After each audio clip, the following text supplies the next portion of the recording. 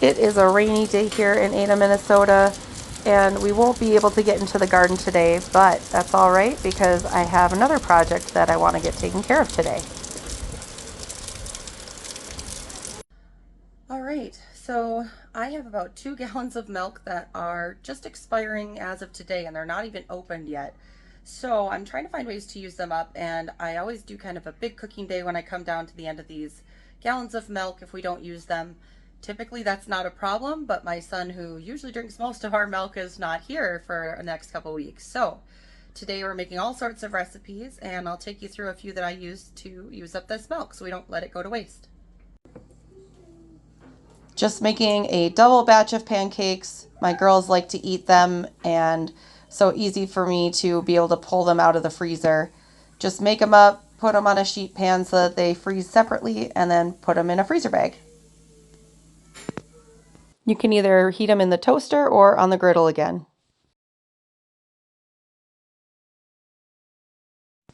The next thing I'm going to do is make my own yogurt.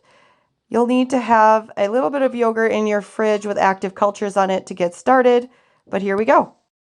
So all you have to do is get this pot and heat it over the stove until it's 180 degrees. That'll denature the milk proteins. Then just take some of your plain yogurt that you have, and that's got the live active cultures in it. Just take kind of a big scoop, plop it in, and stir it in. Just showing you here, you're looking for the live active cultures on the back of your yogurt. This is the yogurt maker I have. Really all it's doing is it's keeping the temperature right around 98 or 99 degrees, and I just got it on Amazon. So you just set the timer for 10 hours and let it go, and then when it's done, you have yogurt. This next recipe is a copycat Panera broccoli cheese soup recipe. And contrary to your thoughts, you can actually freeze this one and it reconstitutes pretty darn good. So I'm going to make it and throw it in the freezer. The first thing I'm going to do is get all of my vegetables ready. So I've just got a regular carrot here, and I'm going to go ahead and peel the outside using my peeler. And we want to get this into matchsticks. I don't buy matchsticks anymore because I just find them to go bad too quickly. So rather what I do is I just use this special peeler that I'm using now. This side does the peeling and pulls the skin off the outside. And then on the other side, you'll see when I flip it over, it's got these little teeth in it, and it will actually pull them into matchsticks. So I'm going to peel this and matchstick it.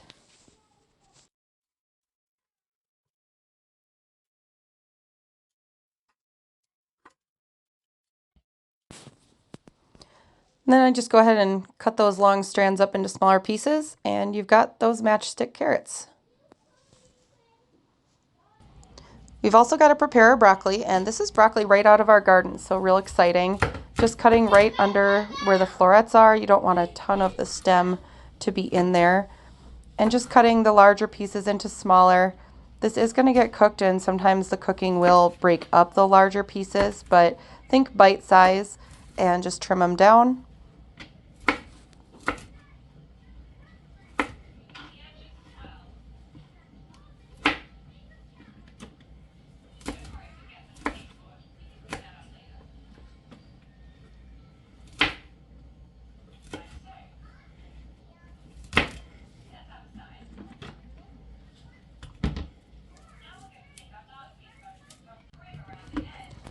Then you're going to want to cut up an onion. I just had a half an onion left from a former recipe, so I like to slice it down from the cut middle side, and then I cut it into kind of sections the long way. And that way when you cut it across, then it will just dice up nicely for you. So that's how I cut my onions for these. I only need about a half a cup, so using this up.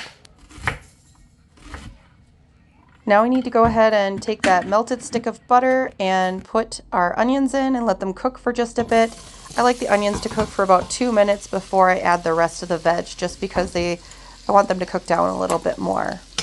So I'll cook those for about 2 minutes.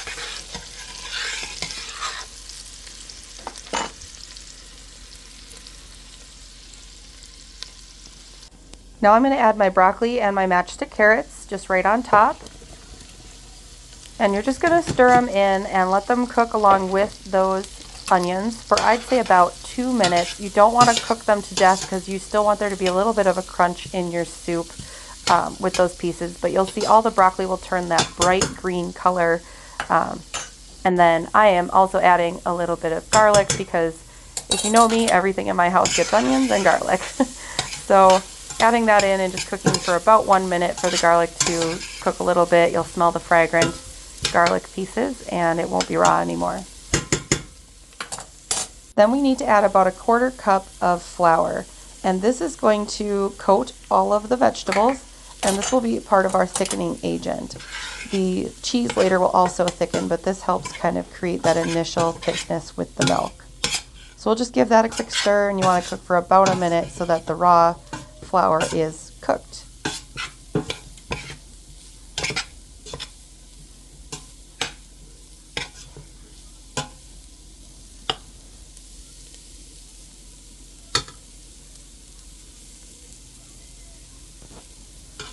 Now we're going to go ahead and add about 2 to 3 cups of chicken stock.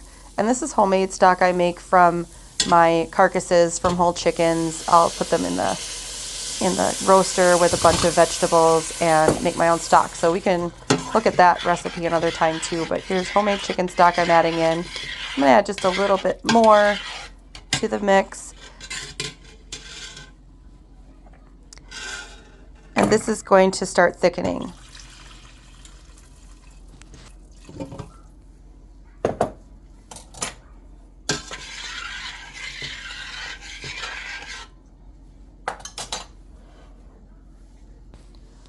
We're also going to add our milk in. This is about 2 cups of milk. So using that milk up in this recipe as well. And then just giving it a good stir. We're going to want to cook this on medium heat for about 5 minutes or so. You'll notice it will start to thicken a bit. It's not going to be super thick, but remember when we add the cheese, that will thicken up. So here's the cheese. We're just going to dump that in. And this is sharp cheddar cheese. I find sharp cheddar makes for a much better flavor on this soup than just a mild cheddar. Doesn't have much flavor to me. So this is about 2 cups of sharp cheddar cheese, and stir it long enough for that to melt.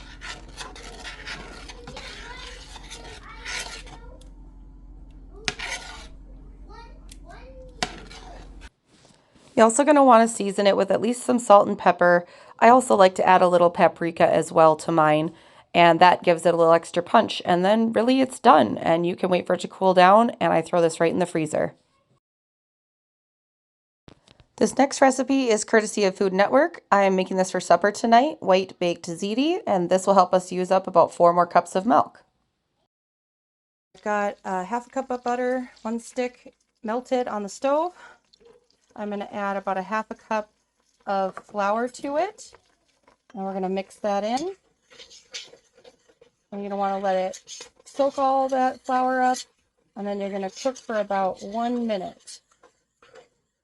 So it's been cooking for just about 1 minute. You can see how thick it is as I drag the spoon through.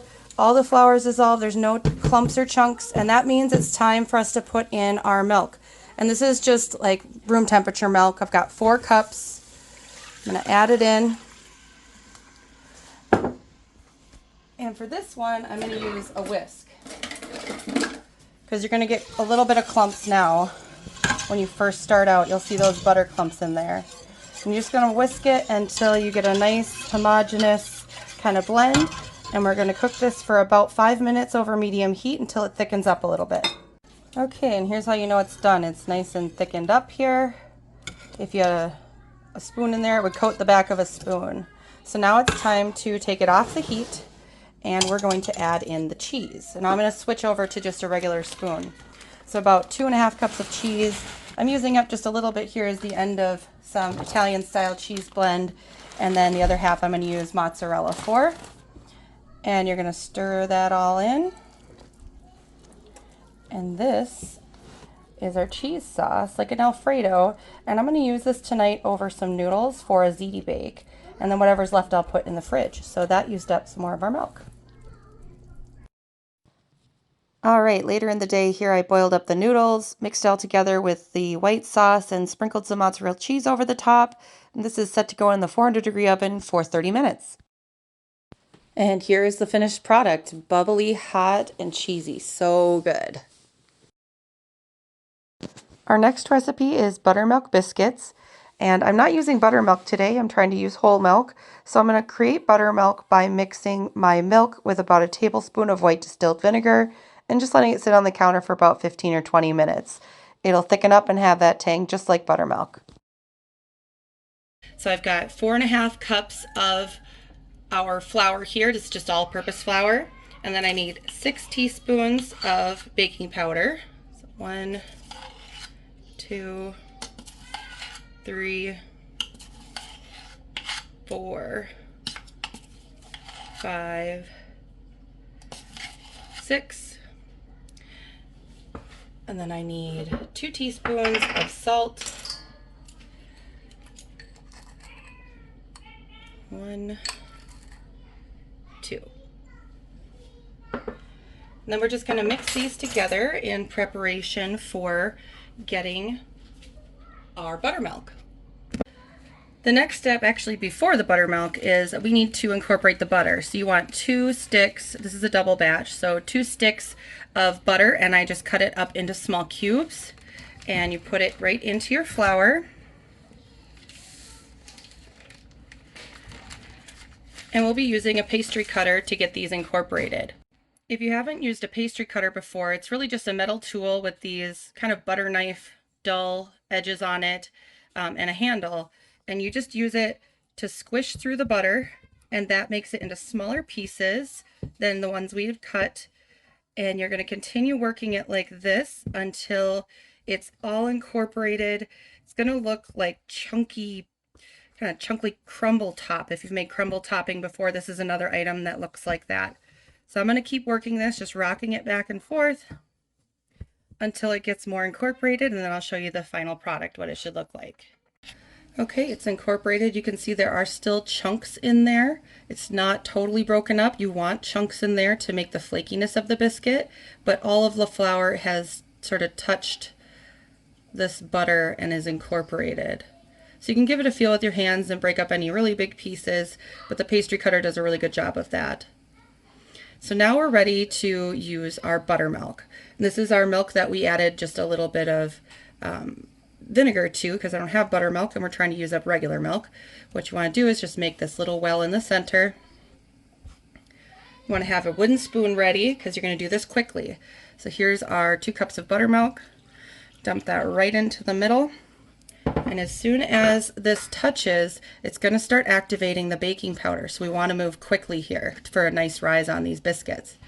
You're going to use your wooden spoon to mostly fold in this flour. You do not want to overmix these because you'll be patting them out in just a minute here. So we'll just want to mix them until the dry flour has gone away.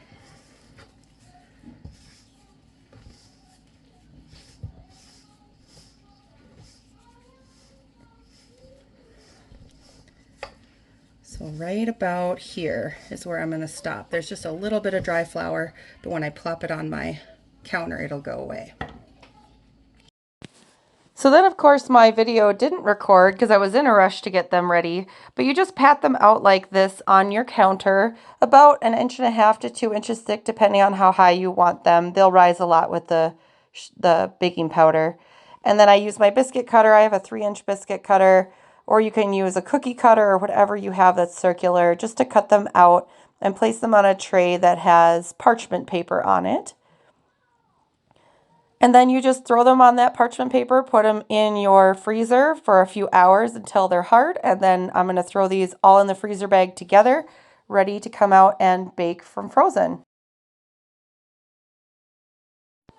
And here are the instructions for how to bake directly from frozen. Basically just preheat the oven, throw them in, do a quick egg wash, and 400 degrees, 20 to 25 minutes.